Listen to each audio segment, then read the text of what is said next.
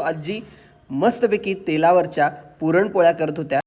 चुलीवर पुरणपोळी करण्याची ही त्यांची पारंपरिक पद्धत आहे आणि तेलातल्या पुरणपोळ्या खूप प्रसिद्ध आहेत मित्रांनो। गावामध्ये तुम्हाला या ठिकाणी बघायलाच मिळतील, शहरामध्ये मिळणं खूप जरा अवघड आहे सध्याच्या जगामध्ये। बघा किती पातळ आणि स्मूथ त्यांनी हे सगळं केलेलं आहे, खूपच मस्त।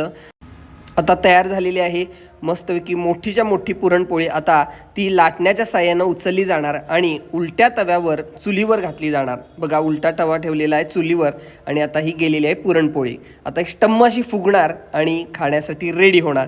त्याच दुसऱ्या बाजूला शेतकऱ्यांचा मित्र बैल याचा आज स्पेशल डे असल्यामुळे त्याला अंघोळ घातलेली आहे मस्त स्वच्छ आणि त्याचा खुराकही तयार होत आहे।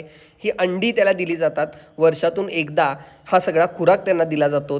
हळीव, आंबे, हळद अशा पद्धतीचं पौष्टिक पदार्थ त्याला आज पाजली जातात। औषध म्हणून हे सगळे पौष्टिक पदार्थ त्याला दिले जातात।